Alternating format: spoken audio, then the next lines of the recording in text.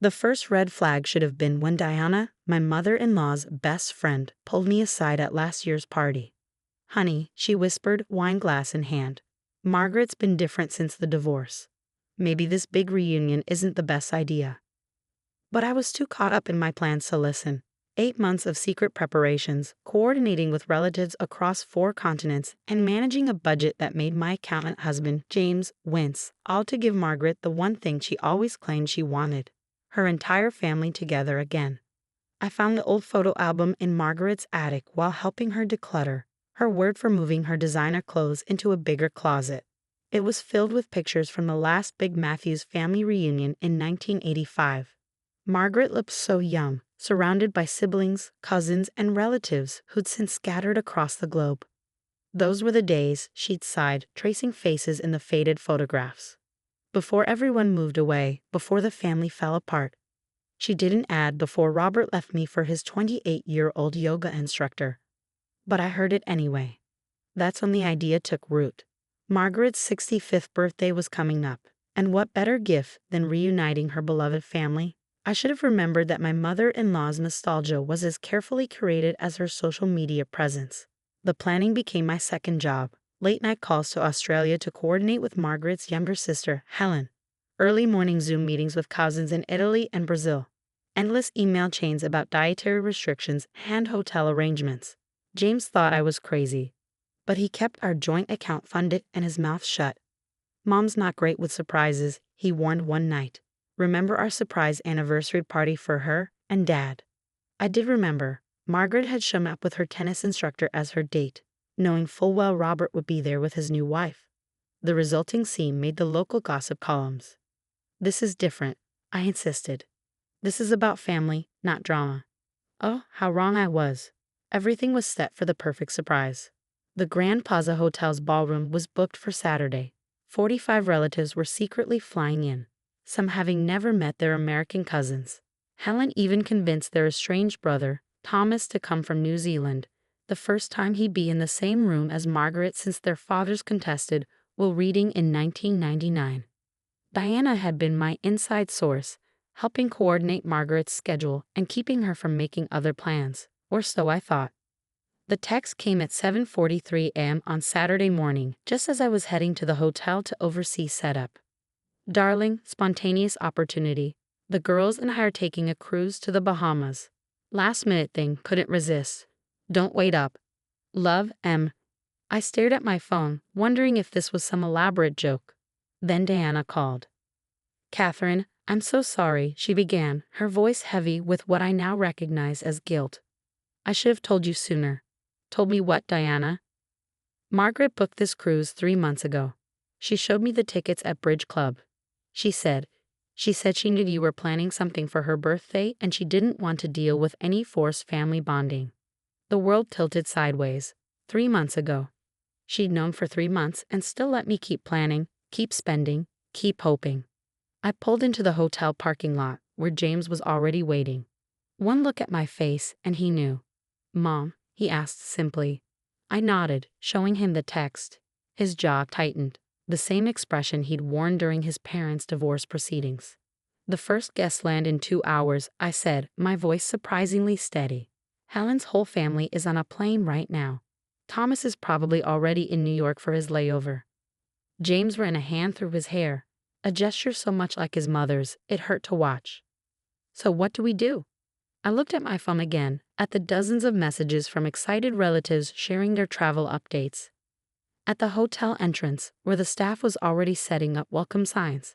At the photo album I brought for the memory table, filled with images of a family Margaret claimed to miss but had actively avoided for decades. "We have 45 people coming to celebrate family," I said slowly. "So let's give them a celebration they'll actually enjoy, without the guests of honor who never wanted to be honored in the first place." James' eyebrows shot up. "You want to have the reunion without Mom?" "Why not? Her siblings haven't seen each other in 20 years. Some cousins have never even met their American relatives. Second cousins don't even know each other exist." I felt energy returning to my voice. "Your mother might not want her family, but maybe her family needs each other." As if on cue, my phone buzzed with a message from Helen. "Just landed in Chicago for our connection. Can't wait to see everyone, especially Maggie. The kids are so excited. I showed James the text. Should we tell them? He stared at the message for a long moment, then straightened his shoulders. Nothing like his mother's posture now. No, he said firmly. Let's give them the reunion they came for. Mom made her choice. Again. We walked into the hotel, where tables were being set with fine linens and old family photos I'd collected were being arranged on display boards. In 3 hours, this room would be filled with people sharing the same blood as Margaret Matthews, but possibly carrying very different hearts. Diana, I said into my phone, I need you to send me those cruise receipts. I think it's time everyone knew exactly when Margaret decided to abandon her family. Again, the party was about to become something very different than planned. Sometimes the best celebrations are the ones where the expected guest of honor reveals their true colors by not showing up at all. The first relatives arrived just as I finished rearranging the welcome banner to read Matthew's Family Reunion instead of Happy 65th Birthday Margaret. Helen burst through the hotel doors, her 3 teenage children trailing behind, their Australian accents mixing with excited chatter. Catherine, she embraced me warmly. Where's my sister hiding? I can't wait to see her face. The moment I've been dreading. I pulled Helen aside while James distracted the kids with promises of the hotel's indoor pool. Helen, there's something you need to know. I showed her the text and Diana's revelation about the cruise tickets. Helen's face moved through a kaleidoscope of emotions, confusion, hurt, anger, and finally, a resigned understanding. Oh, that's so Maggie, she sighed. Always running away when things get too real. Did I ever tell you she missed my wedding because she found a can't-miss spa weekend at the last minute? Before I could respond, a familiar voice boomed across the lobby. Is that little Helen Matthews I hear? Thomas, the estranged brother, stood in the doorway, looking exactly like his photo, except for the silver threading his dark hair. Helen's eyes filled with tears. Tommy? She hadn't seen her brother since the will-reading disaster. You actually came. Well, he smiled. I was promised a dramatic Maggie meltdown. Speaking of which, he looked around the lobby. About that, Helen said, linking her arm through his. Our sisters pulled a classic Maggie. But you know what? Maybe that's exactly what this family needed. Over the next hour, the hotel lobby filled with Matthew's relatives from every corner of the globe. Cousins who'd only known each other through Facebook met face to face. Second cousins discovered shared interests and uncanny family resemblances. Children who'd never met formed instant bonds over shared traits like the distinctive Matthews laugh. I watched from the registration table as James explained his mother's absence to each new arrival.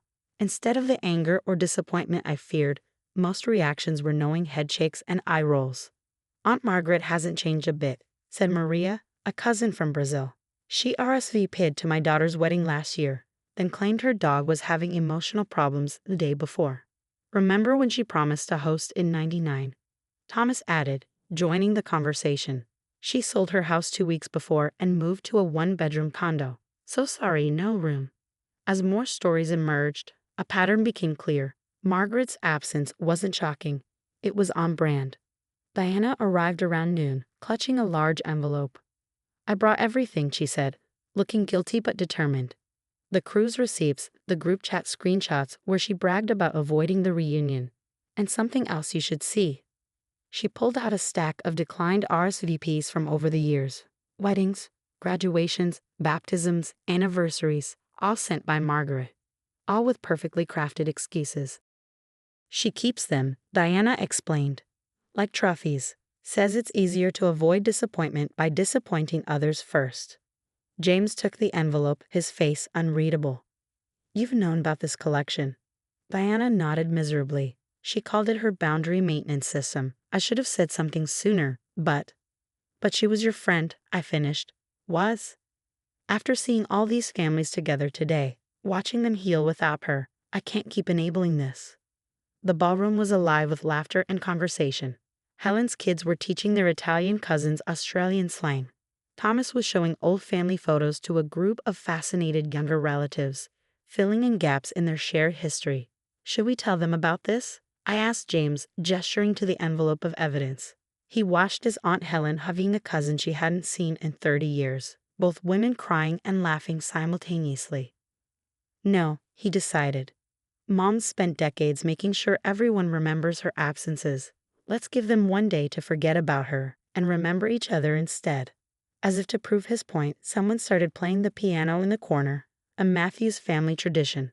Soon, voices joined in familiar songs taught by grandparents who had passed, but whose legacy lived on through shared memories and melodies. You know what's funny? Helen said, joining us by the registration table. I came here hoping to reconnect with Maggie, but I've forgotten how much I miss everyone else. Maybe she did us a favor. How do you mean? I asked. If she were here, everything would revolve around her drama, her divorce, her feelings, her needs. Without her, we're actually getting to know each other again. Looking around the room, I saw what she meant. Conversations flowed freely, unburdened by Margaret's careful social choreography. Real connections were being forged, without performance or pretense. Should we send her a thank you note? Thomas quipped, joining his sister. Dear Maggie, thanks for choosing another escape. You finally managed to bring the family together by staying away.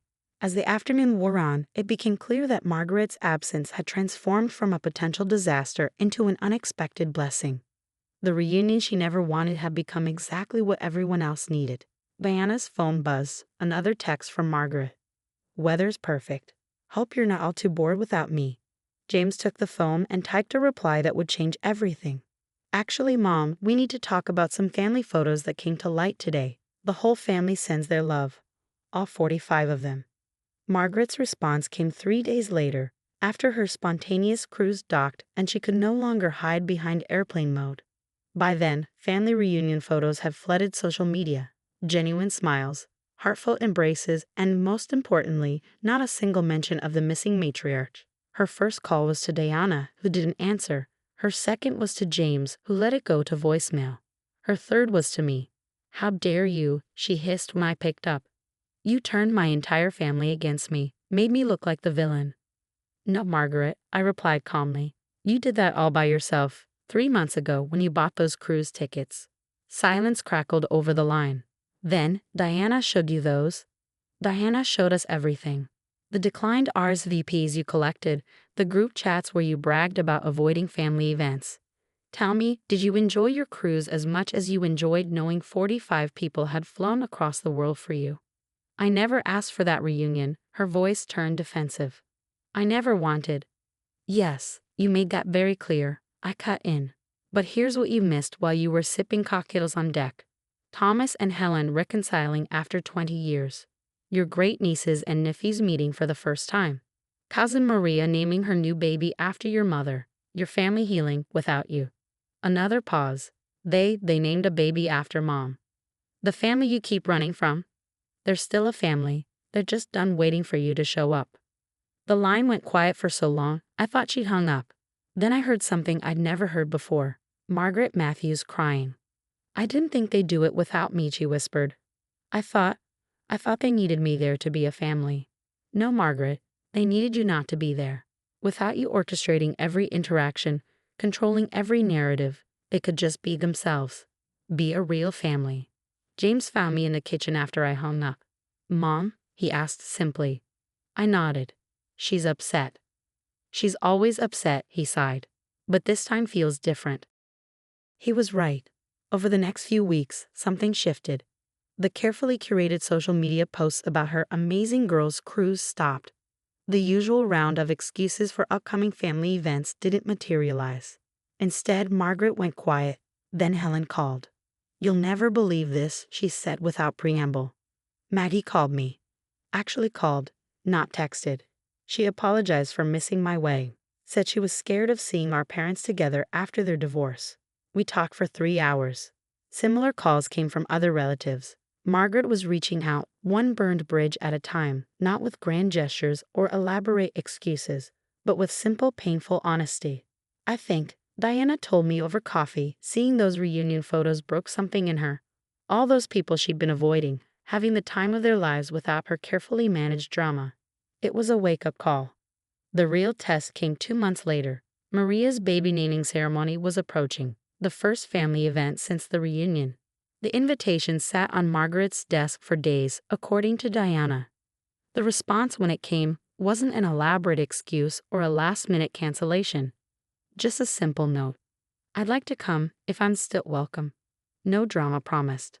And she showed up early, wearing a simple dress instead of her usual designer outfit. No grand entrance, no demands for attention. She sat quietly through the ceremony, watching her great niece receive the name Margaret Rose, tears sliding silently down her cheeks. At the reception, I found her sitting alone, looking at photos from the reunion on her phone. "They look so happy," she said without looking up, without me there to complicate everything. "They can be that happy with you too," I replied, "just not the old you." She nodded slowly. I spent so many years running away from family obligations that I forgot why I was running. It was easier to be the dramatic absent relative than risk being the vulnerable present one. James joined us, sitting beside his mother. "You know, Mom, the family's planning a gathering. Smaller than the reunion, but—" "I'll be there," she said quickly, then caught herself. "I mean, I'd like to be there. If that's okay." Later that evening, as the baby naming celebration wound down, I watched Margaret tentatively join a conversation with her siblings. No performance, no drama, just three people sharing memories and gentle laughter. "You know what's funny?" James said, sliding his arm around my waist. "All those years Mom claimed she kept every declined RSVP to maintain boundaries. Turns out she was really keeping track of everything she'd missed." I thought about the envelope of regrets Diana had shown us, seeing them now not as trophies but as receipts of loss. Sometimes people have to see what they're missing to understand what they've lost. Margaret was learning that lesson late in life, but she was learning. And maybe that's what family is really about, not perfect attendance or flawless performances, but the willingness to show up, even after years of running away, and simply try again. The reunion that happened without her had given Margaret something she never expected, the chance to be part of the family she'd spent so long avoiding. Sometimes the best celebrations are the ones that change us, even if we weren't there to celebrate.